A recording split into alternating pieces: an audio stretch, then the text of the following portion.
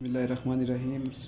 अस्सलाम वालेकुम स्टूडेंट, कैसे हैं? मेरा नाम है हुमैरा सुफ़ियानी और आज आप देखेंगे चैप्टर नंबर 3 इंटीग्रेशन 3.8 एक्सरसाइज, जिसका question number 9, question number 13, question number 17, question number 18। ठीक है। अगर इसके अलावा भी स्टूडेंट, अगर आपकी कोई भी किसी किस्म की कोई क्वेश्चन की डिमांड हो जो आपसे ना हो रहा हो, तो आप मुझे कमेंट बॉक्स में बता सकते हैं कि कौन सा क्वेश्चन करवाएं।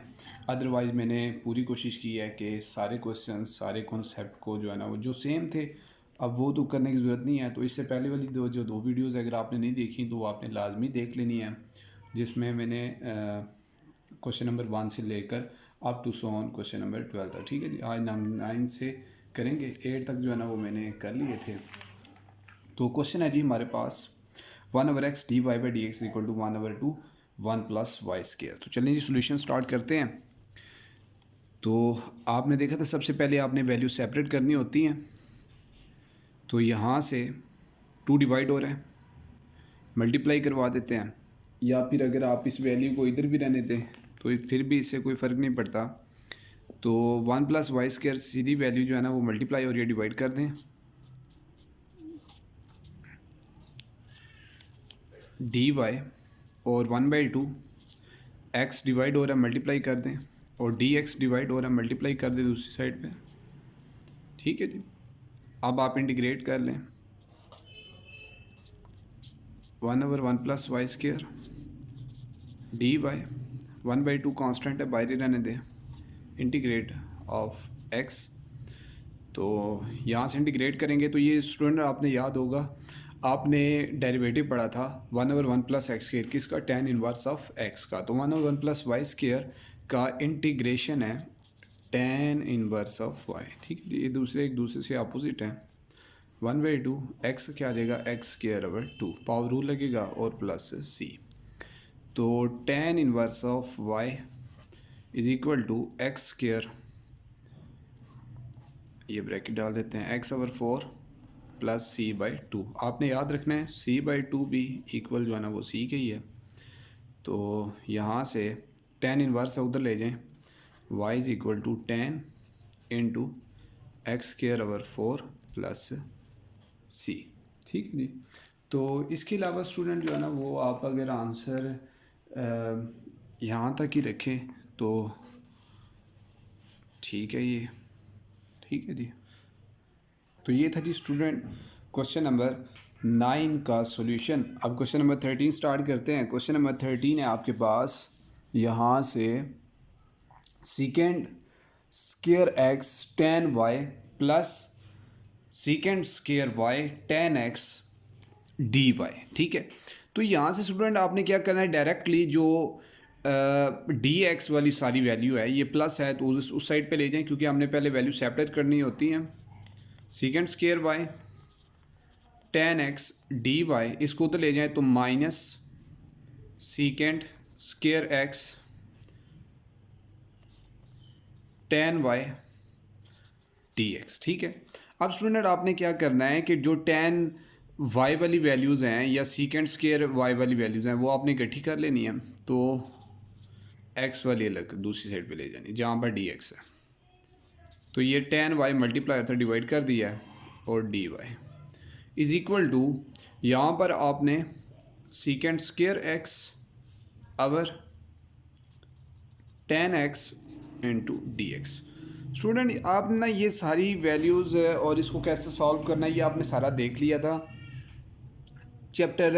इसी चैप्टर के अंदर जो एक्सरसाइज थी आपकी 3.3, उसके अगर आप पहले 7 क्वेश्चन देखें तो वो बिल्कुल एज इट इज़ थे। मतलब एक ऐसी वैल्यू डिवाइड की फॉर्म में आ गई है, ठीक है, तो उसके जो नीचे वाली वैल्यू है अगर आप उसको कुछ लेट कर लें तो उसका फर्दर डेरिवेटिव मौजूद है। जैसे आप देखिए ना, tan का डेरिवेटिव secant² होता है। ठीक है। तो अगर आप tan y को t लेट कर लें, मैं यहाँ पर आपको थोड़ा सा बता भी देता हूँ, ये अगर आपने लेट कर लिया t is equal to tan y, तो dt/dx आ जाएगा secant² y, और dt आपके पास आ जाएगा secant² y dy। ठीक है स्टूडेंट, कि आपने लेट कर ली कोई वैल्यू और ऊपर आपको पता होना चाहिए ये किस तरह से आपको समझ आएगी। ये आपको जितनी अच्छी आपकी डेरिवेटिव पे ग्रिप होगी उतने अच्छे से आपको ये चीज़ समझ आ जाएगी कि आपको पता होना चाहिए किस वैल्यू को मैंने लेट कर लें तो उसका फर्दर डेरिवेटिव जो है ना मेरे पास है। ठीक है जी। तो ज़्यादातर इस रीत होता ही है कि नीचे वाली वैल्यू आपकी जो होती है वो हमेशा उसको अगर आप लेट करें तो वो फर्दर डेरिवेटिव ऊपर मौजूद होता है। ठीक है जी। तो इस तरीके से आप जो है ना वो लेट कर सकते हैं। अब मैंने एक वैल्यू लेट कर ली है, दूसरी आप कुछ भी नाम दे दें, यू दे दें, इस तरह से आपका जो सोल्यूशन है वो आसान हो जाएगा। अगर डायरेक्टली आप लिखना चाहें तो आपके पास फर्दर अगर मौजूद हो, ठीक है, तो आप उसको लॉग की फॉर्म में लिख सकते हैं। ठीक है, अगर मैं इस फॉर्म में लिखूं, मैंने टी लेट किया 10y को second square y d y, आपके पास सारा क्या बन आ गया डी टी। तो आप इसको लिख क्या सकते हैं इंटीग्रेट करके, ये second square Y D Y D T आ गया और टेन वाई क्या आ गया टी आ गया। ठीक है, इज़ इक्वल टू इसी तरीके से इंटीग्रेट कर लें तो सेकंड स्क्वायर है, इसे मैं यू नाम दे दूं तो ये आपके पास डी यू बन जाएगा और ये क्या आ जाएगा 1/u। अब आपके लिए इंटीग्रेट करना सिंपल हो चुका है। क्यों? क्योंकि 1/t क्या होता है लॉग ऑफ टी, आप लिख लें। ठीक है जी, इज़ इक्वल टू इसे आप क्या लिख सकते हैं log of U plus log of C. ठीक है, अब स्टूडेंट आपने क्या करना है कि लॉग ऑफ टी इंटू इसका लॉग कॉमन कर लें तो लॉग ऑफ यू और सी आ जाएगा।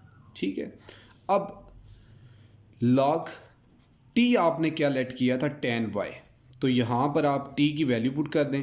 तो u के लिए मैंने बोला था कि ये जो सेकेंड स्क्वायर 10y है 10x और सेकेंड स्क्वायर x, इसको मैंने बोला था कि नीचे u कर दें ऊपर du।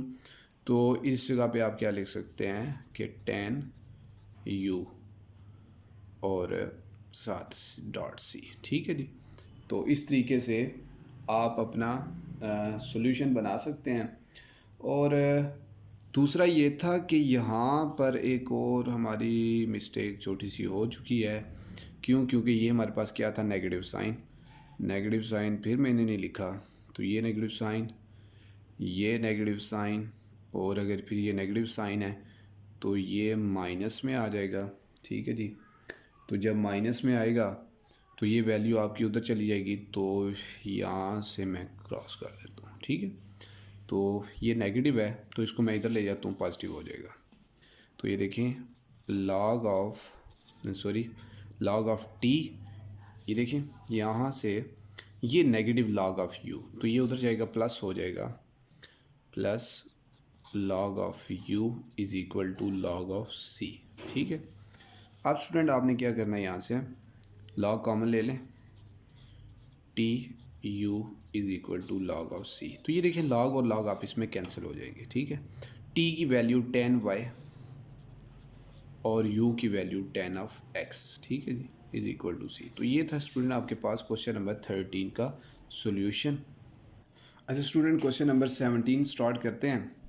17 है हमारे पास second x plus 10y D Y by D X is equal to zero. ठीक है, आपसे सबसे पहले आपसे सेकेंड एक्स को उधर ले जाएं, सेपरेट कर लें वैल्यूज़ को, 10y D Y by D x is equal to minus second x. ठीक है, उसके बाद 10y D y minus second x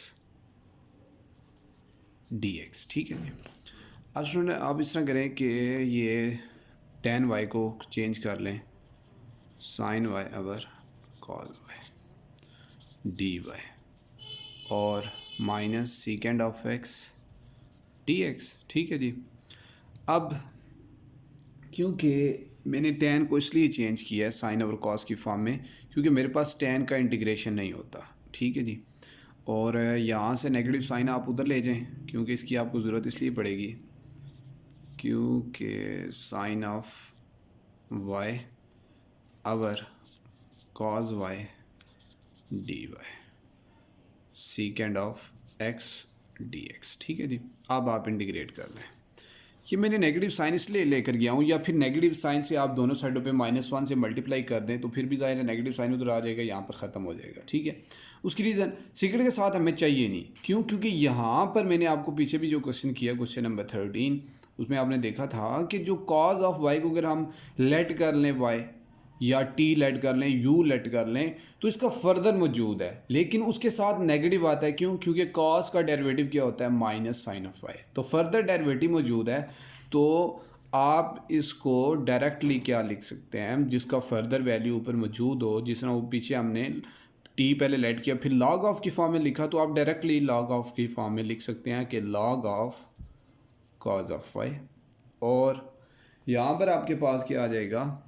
log of आपके पास आ जाएगा सीकेंड एक्स प्लस, क्योंकि सीकेंड एक्स का जो लॉग होता है इंटीग्रेशन होता है वो log सीकेंड x plus ten x होता है, ठीक है जी, और प्लस लॉग ऑफ सी, ठीक है जी। अब आपने क्या करना है, इनको इकट्ठा कर लें, तो लॉग को कॉमन लें, तो सीकेंड एक्स प्लस टेन एक्स, ठीक है जी, और डॉट सी, तो लॉग ऑफ कॉज वाई, ठीक है जी। तो यहाँ से आप स्टूडेंट क्या करें, लॉग और लॉग कैंसिल कर लें, तो cos of y is equal to C dot second x plus ten x, ठीक है जी। तो ये था जी स्टूडेंट क्वेश्चन नंबर 17 का सॉल्यूशन, ठीक है जी। तो इसके बाद लास्ट रह गया क्वेश्चन नंबर 18। तो स्टूडेंट लास्ट क्वेश्चन हमारे पास सी की पावर एक्स प्लस सी की power minus X D Y by D X equal to E की पावर एक्स माइनस सी की पावर माइनस एक्स। तो यहाँ से तो हमारे पास वाई की कोई भी वैल्यू नहीं है, तो मैं क्या करता हूँ, इधर वन मतलब कुछ भी नहीं है तो वन है, ये डिवाइड हो रहा है मल्टीप्लाई कर दें, ये मल्टीप्लाई हो रहा है डिवाइड कर दें, मतलब ई की पावर एक्स प्लस ई की पावर माइनस एक्स और ये डी एक्स, ठीक है जी। अब आप इंटीग्रेट कर लें इन्हें, integrate of one d y integrate of, अच्छा अगर आप इसको गौर से देखें ना, तो ये वही जैसे मैं पहले भी बता चुका हूँ पिछले क्वेश्चन में कि आप नीचे अगर वैल्यू को लेट कर लें तो इसका फर्दर डेरिवेटिव मौजूद है आपके पास, ठीक है। जैसे ये देखें, आप लेट कर लें टी में लेट कर लें, तो T is equal to E की पावर एक्स प्लस सी की पावर माइनस एक्स, ठीक है। क्योंकि हमेशा जो है ना वो आपने फर्दर हमेशा ऊपर ही मौजूद होता है किसी भी वैल्यू का डेरिवेटिव। तो ये देखिए, मैं अगर डेरिवेटिव इसका लूँ तो मेरे पास ई की पावर एक्स आ जाएगा, ई की प्लस ई की पावर माइनस एक्स आ जाएगा, और साथ माइनस एक्स पावर का आ जाएगा माइनस वन, तो ई की पावर है प्लस माइनस माइनस ई की पावर माइनस एक्स, तो ये मेरे पास आ गया D T by D x. तो डी टी मेरे पास आ जाएगा ई की पावर एक्स माइनस ई की power minus x into D x, ठीक है। तो ये स्टूडेंट अगर आप गौर से देखें तो मेरे पास ये कम्प्लीटली तौर पे ये वैल्यू आ रही है। तो अब आप ये कर सकते हैं कि आप इसको टी और डी डी की फॉर्म में लिख सकते हैं। अगर डायरेक्ट लिखें तो मैंने पहले भी आपको बताया था कि आप क्या लिख सकते हैं, लॉग ऑफ ई की पावर एक्स प्लस ई की पावर माइनस एक्स, और वन का क्या आ जाएगा, वाई प्लस सी। तो ये था स्टूडेंट हमारे पास question number 18, sorry question number नहीं लिखा मैंने, ये लास्ट जो है ना वो इसका पार्ट था क्वेश्चन नंबर 18।